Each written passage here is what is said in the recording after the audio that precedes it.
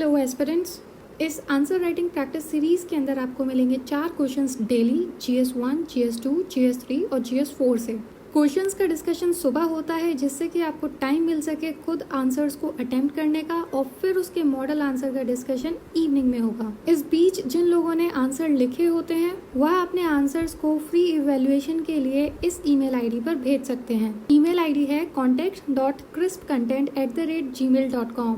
Series का main objective यही है कि आपकी आंसर राइटिंग स्किल्स को डेवलप किया जाए, आपको बिगनर से एडवांस बनाया जाए। क्वेश्चंस का स्टैंडर्ड यूपीएससी का ही रखा जाता है और उन इम्पॉर्टेंट टॉपिक से फ्रेम किए जाते हैं जो अपकमिंग यूपीएससी मेंस एग्जाम 2020 के लिए मोस्ट इम्पॉर्टेंट होंगे। इस तरह से आप आंसर राइटिंग ही नहीं कर रहे हैं, आप एक तरह से अपने सिलेबस के मोस्ट इम्पॉर्टेंट टॉपिक्स को लर्न और रिवाइज भी कर पा रहे हैं।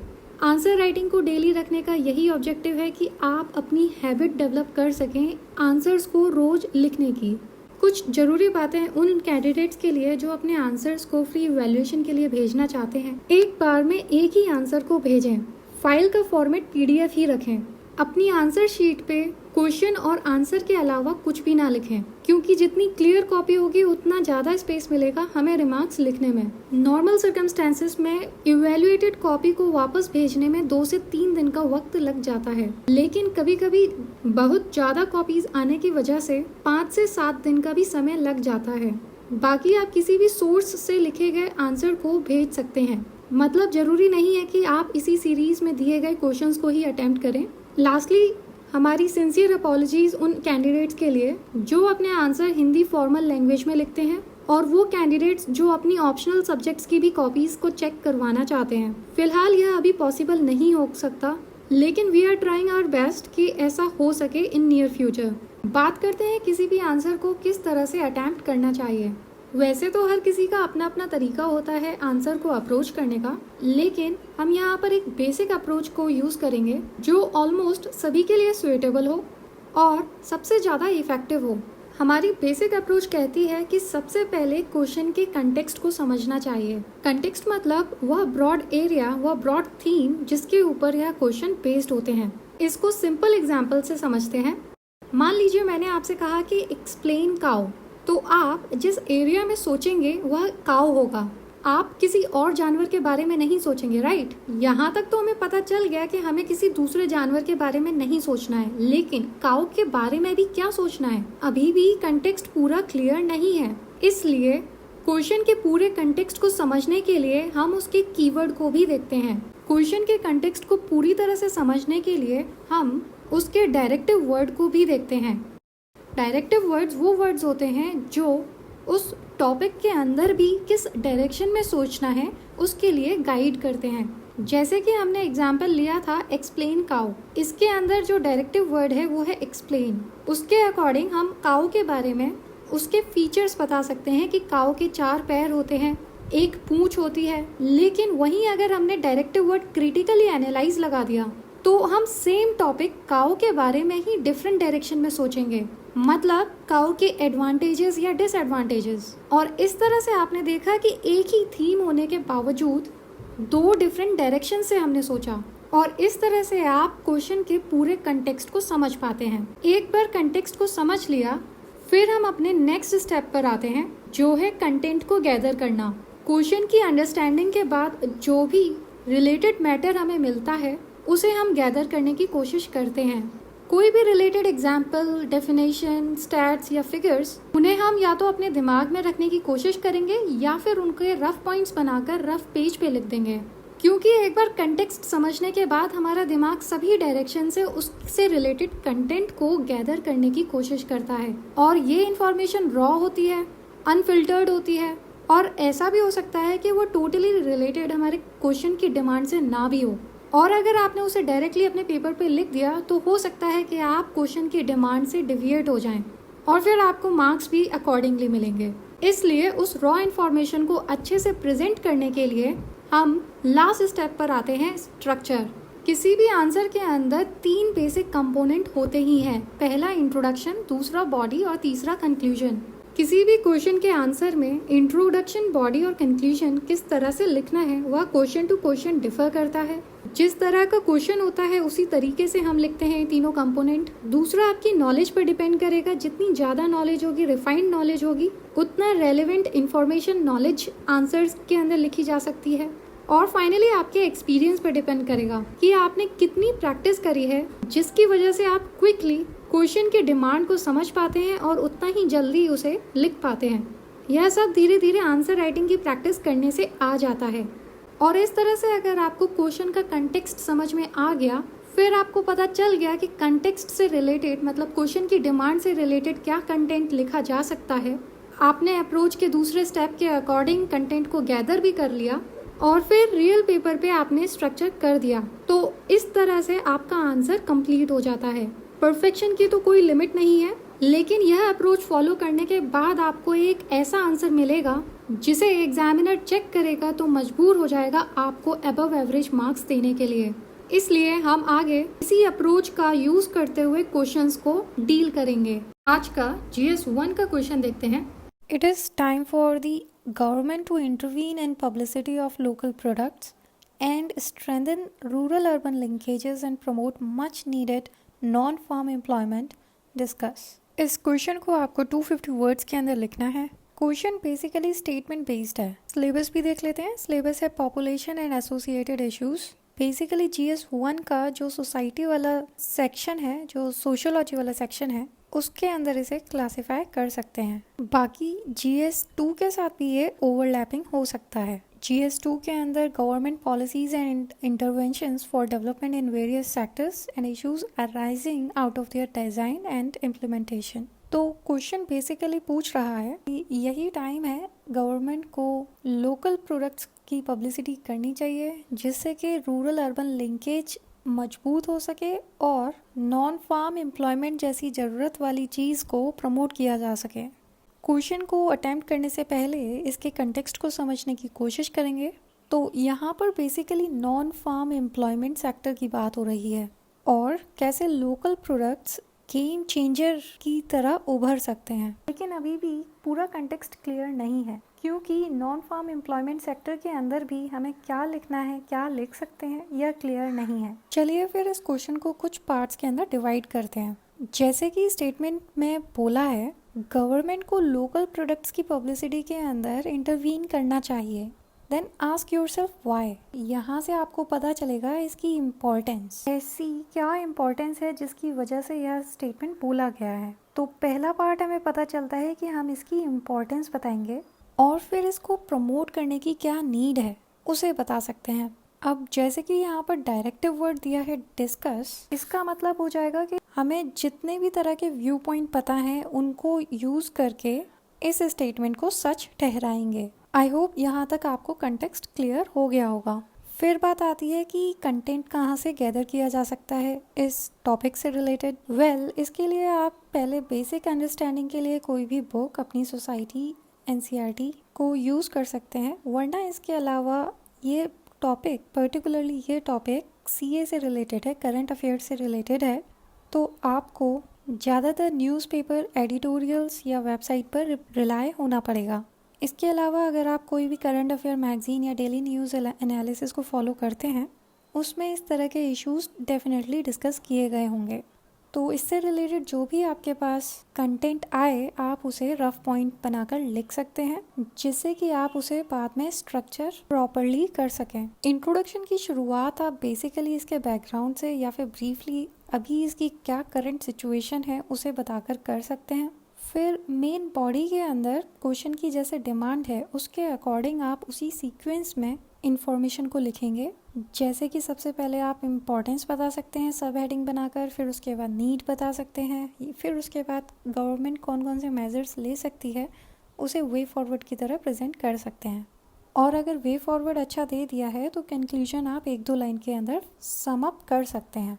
इस तरह से आपका एक डिसेंट आंसर बनकर तैयार हो जाएगा। इसे आप खुद करने की कोशिश करिए। करंट अफेयर से रिलेटेड है, आपको कोई परेशानी नहीं होनी चाहिए। ज़्यादा से ज़्यादा क्या होगा, आंसर गलत होगा, पर मुझे नहीं लगता कि ये इतना भी बुरा है। और इसका रीज़न है कि आप उन लोगों से 99% ज़्यादा बेहतर हैं जिन्होंने लिखने की सोची भी नहीं। गलती करेंगे तो आप सीख जाएंगे, पर अगर कुछ किया ही नहीं तो फिर कैसे सीखेंगे, राइट? इसलिए do practice, try to attempt this question. आज का GS2 का क्वेश्चन देखते हैं। What do you understand by Open Skies Treaty? Explain what US departure could mean for it. 250 words के अंदर यह आंसर आपको लिखना है। GS पेपर 2 के सिलेबस सब topic effect of policies and politics of developed and developing countries on India's interest Indian diaspora के अंदर इसे क्लासिफाई कर सकते हैं। रिसेंटली यूएस ने अनाउंस किया था कि वह ओपन स्काईज ट्रीटी से एग्जिट करना चाहता है, क्योंकि रशिया, ऐसा यूएस का एलिगेशन है कि रशिया कंटिन्यूसली वायलेशन कर रहा है इस ट्रीटी का। तो इसलिए इस क्वेश्चन को पूछा गया कि ओपन स्काईज ट्रीटी होती क्या है, आप क्या समझते हैं इस टर्म से, और अगर यूएस ने डिपार्चर किया तो इसका क्या मतलब होगा। तो चलिए सबसे पहले इस क्वेश्चन के कंटेक्स्ट को समझते हैं। पहला पार्ट काफ़ी फेयरली सिंपल है। ओपन स्काईज ट्रीटी की बात हो रही है और पहले पार्ट में पूछा ही यही है कि ओपन स्काईज ट्रीटी होती क्या है। बात ध्यान देने की ये है कि यहाँ पर डिफाइन ओपन स्काईज ट्रीटी नहीं है, यहाँ पे है what do you understand by open skies treaty. तो इसका मतलब ये हो जाएगा कि आपको थोड़ा बहुत लिटिल बिट मोर डिटेल में इस चीज़ को समझाना होगा। फिर यूएस के डिपार्चर, इस ट्रीटी से डिपार्चर होने की बात कही है, तो आपको सबसे पहले ये बताना चाहिए कि यूएस ने डिपार्चर क्यों किया, और फिर यूएस का डिपार्चर होने के बाद इसके क्या इम्प्लीकेशन होंगे, क्योंकि ये क्वेश्चन की डिमांड है what US departure could mean for it. I hope यहाँ तक आपको कंटेक्स्ट समझ में आ गया होगा। तो अब हम कंटेंट की बात करते हैं। कंटेंट अगेन आपको यह करंट अफेयर्स में बहुत मिल रहा होगा, इसलिए यूएस के बारे में तो बहुत बातें हो रही होंगी, उसका कंटेंट आपके पास बहुत ज़्यादा होगा, लेकिन करंट और स्टैटिक को दोनों को लिंक करते हुए आपको स्टडी करना चाहिए। तो इसलिए ओपन स्काईज ट्रीटी के बारे में आपने डायरेक्टली कम सुना होगा, इसलिए आपको वेबसाइट, गूगल थोड़ा सा सर्च करना चाहिए और इसके बारे में कंटेंट गैदर करना चाहिए। बाकी क्वेश्चन का सेकंड पार्ट इजीली डील हो जाएगा अगर आपने करंट अफेयर्स में इसके बारे में डिस्कशंस देखे होंगे या पढ़े होंगे। तो आप देखते हैं कि इस कंटेंट को कैसे स्ट्रक्चर कर सकते हैं। इंट्रोडक्शन की शुरुआत आप सिंपली उसके बारे में ही देखे कर सकते हैं, क्योंकि क्वेश्चन की डिमांड है, और या फिर आप उसके अंदर थोड़ा सा ओवरव्यू भी दे सकते हैं। फिर मेन बॉडी के अंदर ओपन स्काईज ट्रीटी के बारे में थोड़ा और एक्सप्लेन करेंगे। आप बताएंगे कि 34 सिग्नेटरीज कंट्रीज़ हैं इसके अंदर। फिर थोड़ा सा आप इवोल्यूशन बता सकते हैं अपने वर्ड लिमिट के अकॉर्डिंग, या फिर इसकी इम्पोर्टेंस बता सकते हैं। फिर क्वेश्चन की सेकंड डिमांड को ध्यान में रखते हुए हम यूएस के डिपार्चर के रीज़न बताएंगे, और फिर यूएस ने डिपार्चर किया तो उसका क्या इम्प्लीकेशन होंगे, क्या कंसिक्वेंसेस होंगे, उन्हें हम लिस्ट आउट करेंगे। फाइनली कंक्लूजन के अंदर हम अपना ओपिनियन थोड़ा सा देकर पीस के बारे में बात करेंगे कि जो भी हो लेकिन पीस जरूरी है। ओपिनियन आपकी जो भी होगी, लेकिन उसके बाद एक आइडियल फ्यूचर की बात करनी है, और इस तरह से यह आंसर आपका कंप्लीट होता है। आज का GS3 का क्वेश्चन देखते हैं। Oil prices in India have remained high during the COVID-19 pandemic despite the slump in global prices. Examine. इस क्वेश्चन के आंसर को 250 वर्ड्स के अंदर लिखना है। इस क्वेश्चन को GS पेपर 3 के Indian economy and issues relating to planning, mobilisation of resources, growth, development and employment के अंदर क्लासीफाई किया जा सकता है। यह क्वेश्चन काफ़ी इंटरेस्टिंग होने वाला है। इसके थ्रू हम फ्लो चार्ट्स और डायग्राम्स का यूज़ देखेंगे। क्वेश्चन बेसिकली है, पूरे वर्ल्ड के अंदर ऑयल प्राइसेस के जो प्राइसेस हैं वो कम हो गए हैं, क्योंकि कोविड-19 की वजह से, इस पैंडमिक की वजह से ऑयल प्राइसेस के अंदर कमी हो गई है। लेकिन फिर भी इंडिया के अंदर ऑयल प्राइसेस अभी भी हाई हैं, इसको एग्जामिन करना है। देखिए, तो क्वेश्चन के कंटेक्स्ट के अंदर फेयरली एक सिंपल सेंटेंस दिया है कि ऑयल प्राइसेस इंडिया के अंदर अभी भी हाई क्यों है। ये तो मेन डिमांड होगी ही। साथ में हमें इस बात पर भी ध्यान देना है कि ग्लोबल प्राइसेस के अंदर भी स्लम्प क्यों देखा गया, मतलब ग्लोबली क्यों उसके प्राइसेस कम हुए। इस तरह आपको कंटेक्स्ट का कुछ आइडिया लग गया होगा। कंटेंट के लिए आप ऑल ओवर वेबसाइट्स, गूगल्स और करंट अफेयर मैगजीन्स के अंदर इसका कंटेंट देख सकते हैं। एनालिटिकल क्वेश्चन है तो ध्यान रखिएगा कि एनालिटिकल पॉइंट्स भी आए। सिंपल फैक्ट्स नहीं बताने हैं हमें यहाँ पर रीज़न बताने हैं। फिर एक बार कंटेंट गैदर करने के बाद उस कंटेंट को कैसे स्ट्रक्चर करना है उसकी बात कर लेते हैं। सबसे पहले इंट्रोडक्शन के अंदर बैकग्राउंड से शुरू कर सकते हैं कि पहले ग्लोबली क्रूड ऑयल के प्राइसेस क्यों डिक्रीज़ हुए हैं। ये चीज़ ब्रीफ में होनी चाहिए क्योंकि ये मेन डिमांड में नहीं है, लेकिन इसका बैकग्राउंड बताना इम्पॉर्टेंट हो जाता है। फिर ब्रीफली हम बता सकते हैं कि इंडिया के अंदर उसका क्या इम्पैक्ट पड़ा, और फाइनली हम मेन रीजंस बताएंगे जिसकी वजह से इंडियन डोमेस्टिक मार्केट में अभी भी फ्यूल प्राइस के जो प्राइसेस हैं वो हाई क्यों हैं। और फाइनली आप कंक्लूजन दे सकते हैं, और कंक्लूजन के अंदर आपको वे फॉरवर्ड देना है तो वो दे सकते हैं, otherwise normal opinion based conclusion भी दे सकते हैं। ये क्वेश्चन आज का इंटरेस्टिंग होने वाला है। इसके अंदर काफ़ी लोगों के जो डाउट्स हैं कि हम फ्लो चार्ट्स कैसे यूज़ कर सकते हैं वो पता चलेंगे, लेकिन उससे पहले आप भी इस क्वेश्चन को अटेम्प्ट करिए और देखिए कि आप किस तरह से इस आंसर को लिखते हैं। फाइनली आज का GS4 का क्वेश्चन देखते हैं। How the claim that people are free to make moral decisions can't fail. इस क्वेश्चन को 250 वर्ड्स के अंदर लिखना है और यह आपका GS पेपर 4 के अंदर syllabus ethics and human interface के अंदर आ सकता है। क्वेश्चन बेसिकली पूछना चाहता है कि लोग मोरल डिसीजंस को फ्रीली ले सकते हैं, इस तरह का क्लेम है। तो ये क्लेम कैसे फेल हो जाता है, क्वेश्चन के कंटेक्स्ट को समझेंगे। क्वेश्चन बेसिकली मोरल डिसीजंस के बारे में पूछा जा रहा है और उसके अंदर भी उस एबिलिटी पर जिसके थ्रू वह फ्रीली मोरल डिसीजंस को लेते हैं, और उसमें भी उसने ये बोला है कि वो फेल होते हैं। इसका मतलब यह हुआ कि हमें वह सारे सिचुएशन या फैक्टर्स को लिस्ट आउट करना है जिनकी वजह से लोग मोरल डिसीजन को लेने में फेल होते हैं। आई होप यहाँ तक आपको कंटेक्स्ट क्लियर होगा। कंटेंट के लिए आप एथिक्स की बुक का यूज़ कर सकते हैं। स्टैटिक पोर्शन का पार्ट है ये, इसलिए कंटेंट आपको इजीली अवेलेबल हो सकता है। फिर बात करते हैं स्ट्रक्चर की। इंट्रोडक्शन के अंदर क्वेश्चन का जो स्टेटमेंट है, जो हमने कंटेक्स्ट समझा है, उसी को ही हम लिख सकते हैं, वरना मोरल डिसीजन को एक्सप्लेन कर सकते हैं। थोड़ा हम बता सकते हैं कि मोरल डिसीजंस हम ऑलमोस्ट ऑटोमेटिकली लेते हैं, लेकिन कभी कभी ओकेजन्स ऐसे होते हैं जहाँ पे हमें मोरल डिसीजंस को केयरफुली लेना होता है। ऐसी सिचुएशंस, ऐसी चॉइसेस तब आती हैं या तो हमारे कुछ कॉन्फ्लिक्टिंग वैल्यूज़ होते हैं सामने, जिसके बीच हम फंस जाते हैं कि क्या चूज़ करना चाहिए और क्या नहीं, या फिर अनसर्टेनिटीज़ होती हैं, डाउट होते हैं, या फिर कभी पीयर प्रेशर भी होता है। फिर उसके बाद क्वेश्चन की मेन डिमांड के अकॉर्डिंग हम बताएंगे कौन कौन सी सिचुएशन है जिसके अंदर लोगों की फ्रीली मोरल डिसीजन को लेना फेल होता है। इसके अंदर आप बहुत सारे स्कॉलर्स के ओपिनियन को लिख कर सपोर्ट कर सकते हैं अपने आंसर को, या एथिकल या मोरल थिंकर्स को भी लिख सकते हैं, एग्जाम्पल दे सकते हैं, और आप एक फेयर और बैलेंस्ड ओपिनियन देकर आंसर को कंक्लूड कर सकते हैं।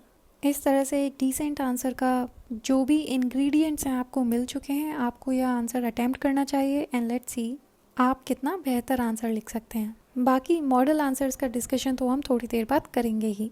आप सभी के वैल्यूएबल सजेशंस के अकॉर्डिंग टेलीग्राम चैनल बना दिया है, जिसके थ्रू आप रेलेवेंट मटेरियल जैसे कि PDF और यूट्यूब इन वीडियो के लिंक्स और किसी भी तरह की रेलेवेंट अपडेट शेयर होती रहेगी ऑलमोस्ट रियल टाइम पर।